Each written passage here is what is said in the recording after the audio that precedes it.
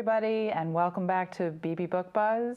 We are really happy to be back in the studio here at WCAT, and I have with me today our newest member at the reference desk, Erin Dagenais, and Jackie Powers, and myself, Karen Stern. And as always, we are here to let you know what we've been reading recently in hopes that you can find your next great read. And today we are going to start with Erin. Start with me. Yes. Thanks for having me to my very first in-person We're so book buzz. excited. I'm excited. The book I chose to talk about today is The School for Good Mothers by Jasmine Chan. If you've been in the library lately, you've seen this on the front table.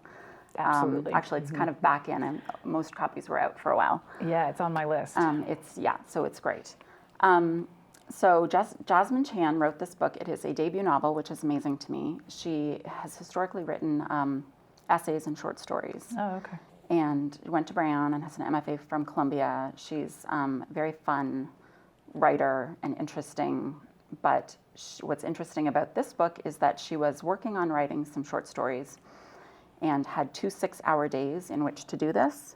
Just 2 6-hour days away from her husband, locked up in a room by herself writing. Right. And instead of writing stories, she spent 6 hours dumping the framework of this book out. Wow. And she said that it came out of her as a fully formed idea, which is kind of amazing when you think about what's going on in this book, because it's a lot. So this book is about Frida Liu, who's a Chinese-American single mom who loses custody of her 18-month-old daughter, Harriet, after having one very bad day, which is how she continues to refer back to the day.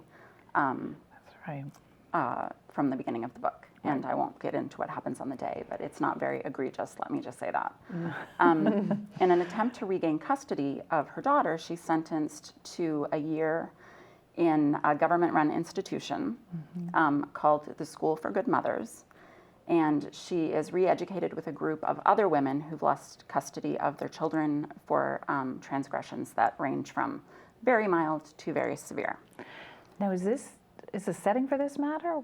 The setting is interesting, and I'll get to that a little bit. All right, it's mostly set in the school, and what's interesting about the school, as it is this, government overseen facility, is that it's in an old abandoned liberal arts college. So you sort of see the dichotomy of these old classrooms where free thinking was once, presumably, and free thought discussions, and like a liberal-minded viewpoint was discussed. This is very much just a place that is surveyed constantly, 24 hours a day. Right.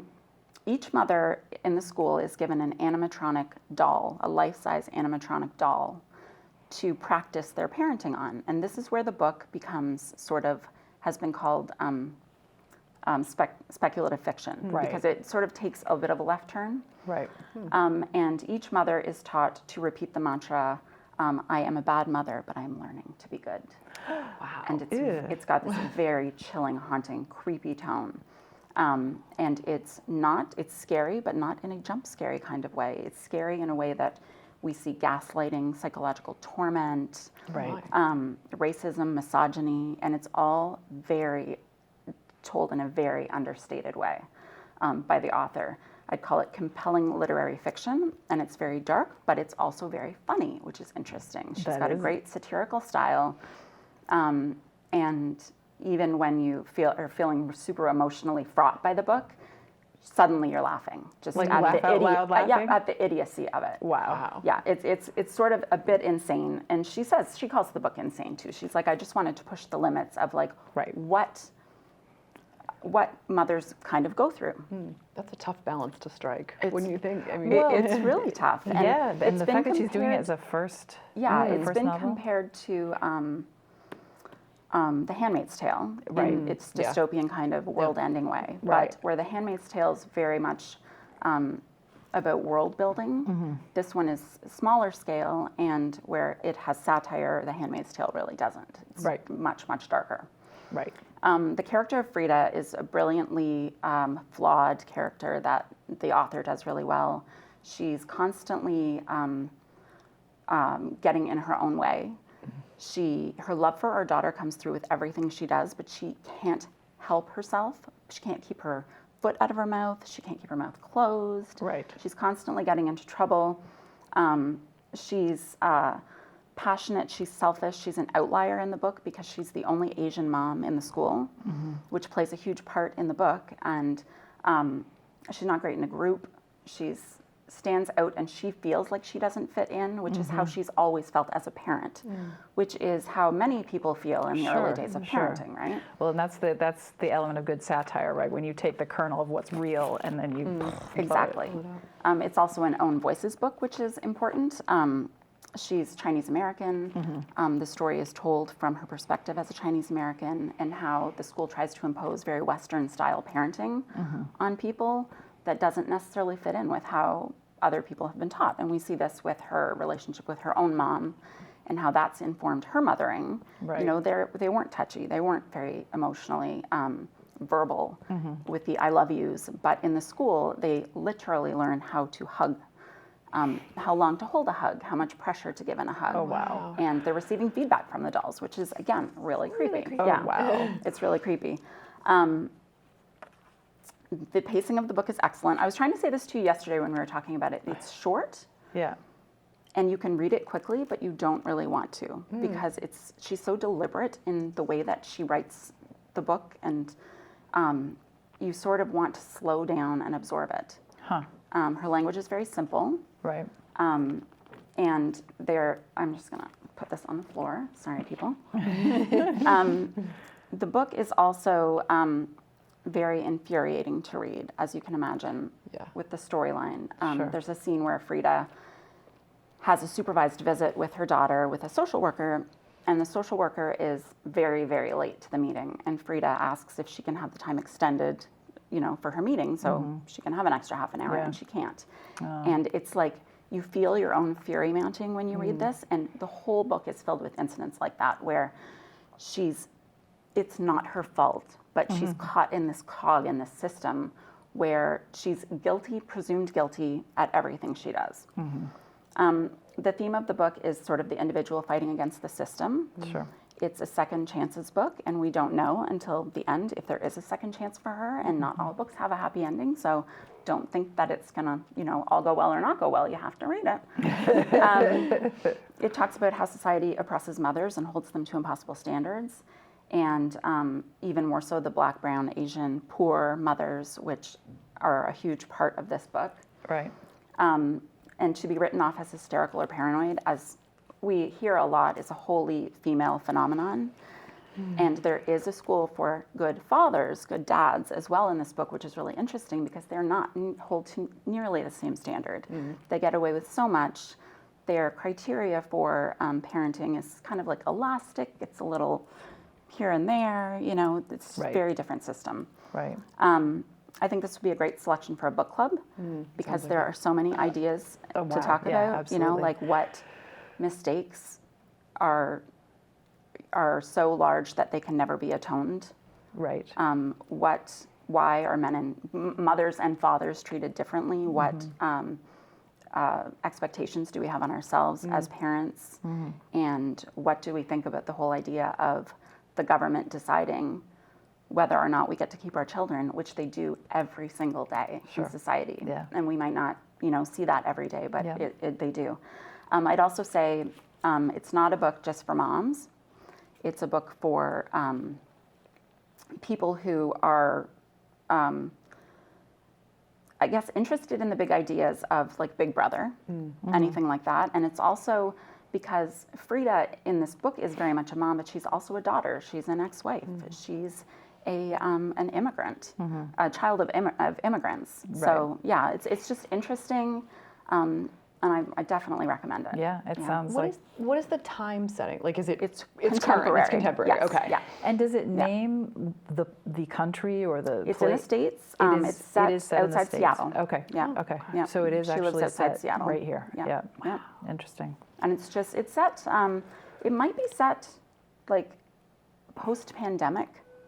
Like she might have said that, or it just might be set in very close to the time frame we are now. I'm not sure they gave a year, but yeah, it's contemporary. But it's contemporary. Okay. Yeah, and really relatable in a lot of ways. Right. Smarmy ex-husband with a yoga-loving guru, new New wife. Of course. who's everything. Like her whiteness is just like something that the main character Frida draws upon a lot. Like, you're trying to assimilate my daughter into this white family, and Right. she's losing her Chinese identity. And Right. but it's really like, all of that sounds so dark, but it's funny. That's Yeah. amazing. I love it when when Yeah. authors can do that. Yeah. Yeah. Yeah. Yeah. Okay. Wonderful. Well, I checked it out yesterday. It's Oh, good definitely going job, home with good me job. tonight. So I have one. I have recently, I don't know why only recently, but I have recently discovered Lily King. And she's written a lot of books, and I should have discovered her a long time ago, but I really only started with Writers and Lovers back, I think it was during the COVID lockdown. I ended up reading that and loved it. And what I love about Lily King is that she has this amazing knack to capture and distill, which is kind of my shorthand for saying she can just choose a few of the right words. She's one of those authors, just chooses a few of the right words, and then you are completely in the moment.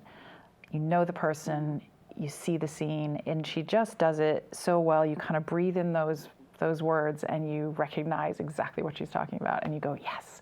And I know that's the skill of any good writer, but there's something about Lily King.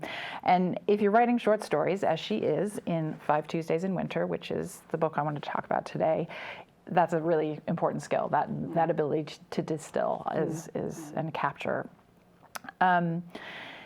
So there are 9 stories in this book, and I wouldn't call them interrelated particularly in any way. The characters or the settings or anything, they range around and are really quite different in certain ways. But there are threads that kind of lightly hold the stories together, so that by the time you finish, you realize you've never completely left Lily King's world. There's this feeling of atmosphere of the book, I would say.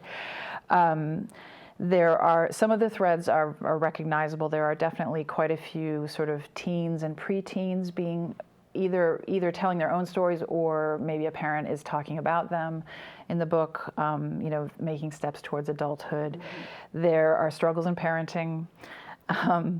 There are first loves, significant loves, I would say.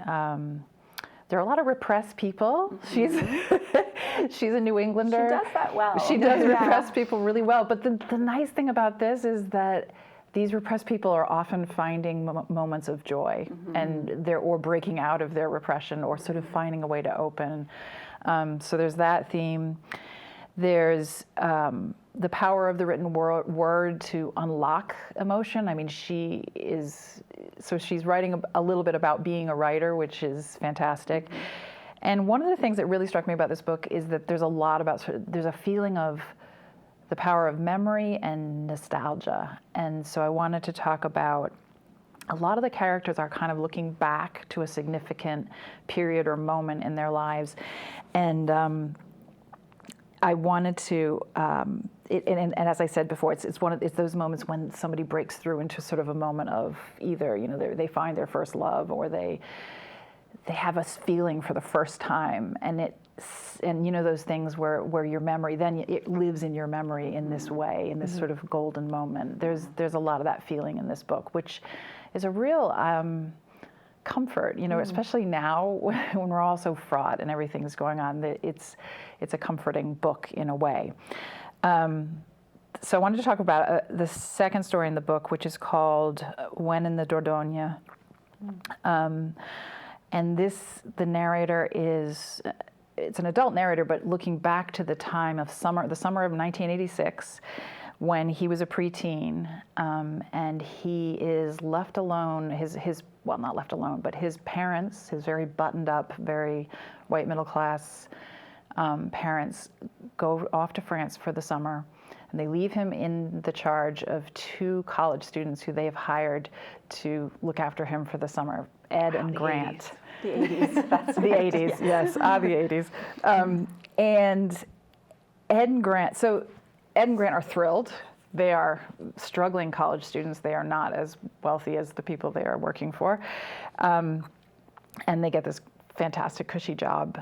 And our narrator, the preteen, who we don't have a name for, is also very thrilled, because all of a sudden he's free.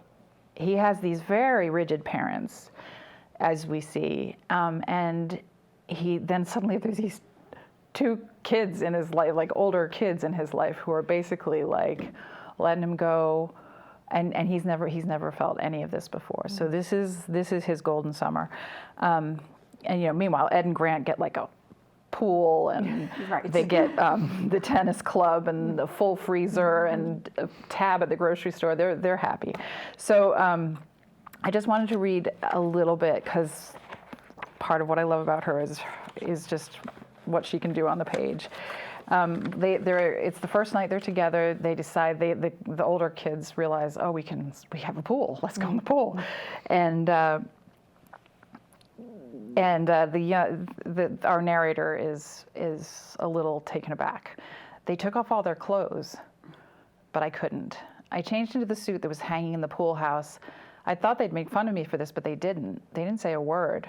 I had never been naked in front of anyone since I was a baby, and even then I wasn't sure. All my life, my mother had been handing me things through a closed door, just her arm reaching in with a towel or soap or whatever I needed. One time I was 8 or 9, I slipped getting out of the tub, and she had to call my father to come get me. I remember how rough his wool jacket felt against my wet skin. And just in those few words, you hear, there's so much information in there. There's like, the freedom that he's like, you can see his eyes getting bigger as these older kids like jump in naked, and he's like too nervous. And then he takes you back and he tells you something about his parents, and just that the wet, that feeling, how memory is often of smells and. Just the wool. Yes, the Just wool. the fact that the father's wearing wool. The fact that the father's wearing wool, exactly. He's probably a professorial type, right? And Well, it explains the repression. the repression, right? all of handing that things stuff through the is in that door, one like- sentence, and that's what I mean by she's so good at this distillation. So. And I won't go into the details of the rest of it, but I would also say that in that story, as in many of these other ones, there is something dark. It's not all, golden memories. There is these dark things that are kind of around the edges in these stories, or they may even form part of the weave of the story, but they're not the focus. They are, in this case, it's really telling because you know how when you're a kid and parents have hard things going on in their lives, and you're sort of vaguely aware of them, but you don't really know what they mean, and you don't really care.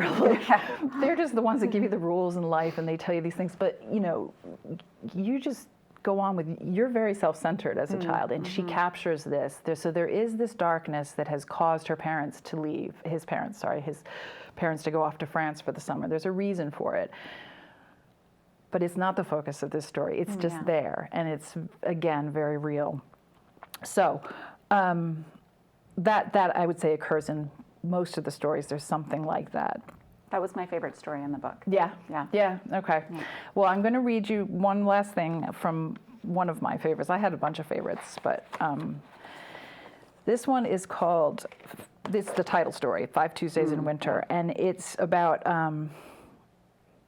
Mitchell, who's a curmudgeonly, emotionally locked up bookstore owner, single father of a preteen girl, so here we have the preteens again, who finds himself falling in love with Kate, his only employee. In this paragraph, you're going to hear Mitchell describing Kate for the first time, and his description of her reveals way more, well, not way more, but as much about him as it does about her. He'd hired Kate 3 months ago. She'd recently moved to Portland from San Francisco for a man named Lincoln. They lived in a small apartment in Bayside. On their answering machine, Lincoln sounded high-strung and full of anticipation, as if he only ever expected good news after the beep. Despite her strong resume, Kate had unexpected gaps in her knowledge of books. She had never read The Leopard or The Go-Between. She had never even heard of Machado de Assis. Once he overheard a customer ask how many lines were in a sestina, and she didn't know. She was a reader. She borrowed and returned as many as 10 books a week, but not a speller. And he goes on to explain how she can't spell. At the end of the day, when she stapled the credit card receipts to the ticker tape totals, she didn't always align the edges evenly. She let the mechanical pencils run out of lead. She had thin, sometimes dry lips that she picked at when she was thinking deeply and that he would have liked to kiss. And again, that last line, it's just like, oh, so you kind of like her. Like, this is the first time when, and, you know, she's just, so there's a little humor there. There's, you know, she's kind of laughing at him, with him. And of course, in this story, it's all about how he does open to that place where they can, over 5 Tuesdays in winter, come together. So it's sweet, but it's never saccharine. It's emotionally extremely intelligent, but never dense or condescending or anything, you know, like that gets in your way. It's very nuanced and complex, and like I said before, it's comforting. It just feels. It feels like Jumbalahiri, like her short stories, a It little is. in that hers, like the same way, like That's she would a have good- all those stories, but not.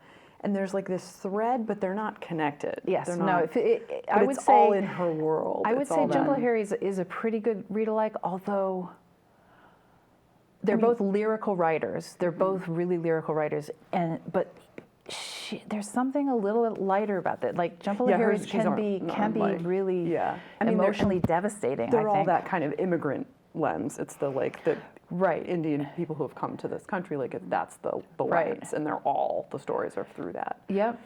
And I feel like there's sadness in hers that's just inherent. Whereas with Lily King, it's It's a little more hopeful. a little bit more Yeah, hopeful. it's wistful and hopeful Yep. at the same time. Wistful. I was gonna, Yeah. actually was gonna use that word. It's definitely nostalgic and wistful a little bit, especially these. I don't know about all of her books, but the other person I thought of was Curtis Sittenfeld, and she's a little bit. She's not as lyrical. She's a little bit No. more spare in her style, but there's a similar thread. You might, you know, like her, like King if you like her. So, anyway, 5 Tuesdays in winter, and now. I feel like I'm just here for like levity most of the time. Like my books are just never as deep. It's just not where I am. So I read, and I never, as usual, do not have it with me because I returned it and then it got Someone taken took it out Someone because took it you out choose such popular because it was books. popular. So I read One Italian Summer by Rebecca Searle. It is her I believe, second novel. I think the first one was In 5 Years. But I really enjoyed this. It is short-ish, under 300 pages, and it was a really fast read. But it's kind of that nice blend of light and dark. I mean, the book opens, she is sitting Shiva for her mother, who has just died after a long battle with cancer. This is Katie Silver, she's 30, and she's devastated. I mean, she's absolutely bereft. Her mother was everything. She was her best friend, she was her confidant. She was the person, you know, her first phone call. She was her life guide. Her mother was Carol. Carol had all the answers. She was just one of those people that sort of just takes charge and says, "This is how you're going to do it. I'm going to, you know, I'm going to rock. I'll just." She had opinions, and she was right. You know, she was in charge of everything. So, and Katie is the only child. Her father, was also bereft. They had a good relationship, and the illness. I mean, I think they don't really get into it a lot. Like she found out, and then it sounds like 6+ months she was gone, and she died at home, and it was really devastating. And throughout the course of the illness, Katie sort of loses who she is. Like she's losing her mother, and now her mother's passed away, and she doesn't know who she is. She doesn't know what she's doing. She's doubting everything. She's not sure she wants to be married to her husband anymore. She just doesn't. She said she can't eat. She can't taste things. Like she just feels like she's lost part of herself. So prior to the illness, like right before, she and her mother had planned this trip to Italy, to Positano. And her mother had spent a summer there 30 years ago and just talked about it for years and years. And it was one of those things, we'll go, I'll take you, I'll show you around. And it never happened. So finally Katie had said, I've booked this trip, we're gonna go. And then she got sick. So I think the mother kind of kept saying, I'm going to get better and we're going to go. When I'm better, we'll go. Don't cancel it. So she doesn't. So the mother dies. And then she decides to go by herself. And the husband's, do you want me to come with you? And she's like, no. And she's in that moment kind of thinking she's going to end this marriage. She's like, I can't. So she goes. And it's what happens there is a little bit of mystical realism that you just have to run with. But shortly after she arrives, she runs into her mother, 30 years younger, and the mother doesn't know her, so she doesn't know who she is. But she gets a chance to know her. So because she is so wrapped up in her grief, she doesn't question. I mean, she has this moment where she was like, I don't know what's going on. I don't care. If I get more time with my mother, that's all I need, and that's fine. So she's just like, I'm going to swallow this and not think about it. And so she ends up spending time with her mother. They go out to dinner, they go on trips, like day trips and stuff. And throughout the course of that, she finds out things about her mother that she didn't know and that you might not know. I mean, do we all know who our mothers were before us? Right. Not necessarily. Yeah. So it ends up changing the way she sees her mother. It's the way she sees her relationship to her mother, the way she views her parents' marriage and their whole relationship, and just it really kind of shakes her in a way with the things that she finds out. But you also see her grow. You're watching her heal. And I feel like the author does a really good job of, she's an excellent writer in that her descriptions are really rich. It's worth reading just for the descriptions of Italy. Like the colors of the, Positano's built into the, the hillside, and it's very colorful. Just those descriptions on top of the descriptions of the food and you can feel the heat, the way she describes her being hot, that when you get really warm and how the day gets warm when the sky is so hot that it's white, everything is bright, and everything was really kind of palpable. And on the same token, her grief was really palpable. You could feel that tightness you get when you think of someone that you've lost, and you could feel all those things that she was feeling right along with her. It was just really well, really fleshed out.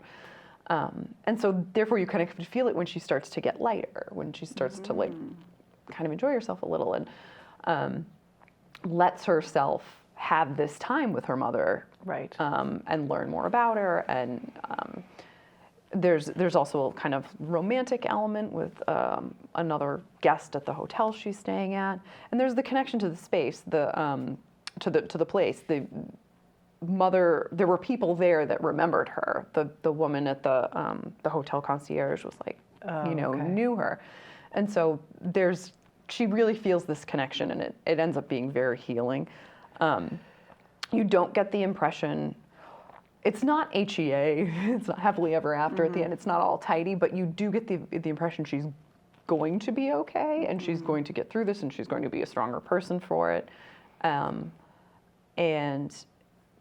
it's really a love story, but it's just a mother-daughter love story, which it's so interesting that we had this other. Yes, the mother-daughter, the mother-daughter which I would say this is as well too. Yeah, it's just in a different. It's about that connection, and she just feels this connection to her mother that I think it changes the connection she had to her. I think it becomes a little bit richer, but it's a quick read. It's like I said, it's under 300 pages, and it's fast and it's very accessible. It's written in that very. I never liked this term, but it's like the women's fiction. It's written like that, but it's not. It's not trite. It's not. Yeah, no. It's obviously dealing with. It's real. Yeah. She's not making it all like you go. It's not like you go to Italy after someone dies and you'll be fine. It's not that. But it's. For some reason, I love books about grief, and when grief is described really well, and Lily King did that in Writers and Lovers too, I think, about her mom. So amazingly well. I'm so attracted to that, and it's nice to know that the journey of grief, right? The journey, and that's what this was about. Like I said, it's not like she goes home and it's all perfect, but you get the feeling she's going to be, to find her own way, I personally found it a little interesting because I don't have that exact relationship with my mother. Like, we're close, but I would never say she's like my best friend. Like, that's just not what we have. So to see that was interesting to me, to see that dynamic kind of play out, and how it affected her relationship with her mother. Really affected her, but it affected her relationship with her husband. Like, it was all kind of tied together in a way that I think you don't necessarily unpack unless you have to. Right. So yeah, it's funny. There's a story of a mother and a daughter. In this one, they lost their the father husband, and they're dealing with their grief in their mother-daughter relationship. She's a preteen, so there's this, it's interesting that we've all three got these. In March, which is Women's History Month, I think we've inadvertently chosen all the best books for you to read before the end of the month. So mine is going to be a TV show, I believe. Yes, it's been optioned to be a series. I can see that. So yeah, as I was reading it, I thought it's so visually described. Okay, that's really in interesting. School and with the animatronic success dolls. of the Handmaid's Tale, I'm sure they jumped right on that because it's a the new success of everything being turned into a TV show. All right. Well, I think we've come to the end of our time, and I've enjoyed hearing about all these. Both of them, I think, going to be on the list, and we hope they'll be on yours. And we hope you'll join us next time on Beebe Book Buzz. But for now, goodbye. Thanks.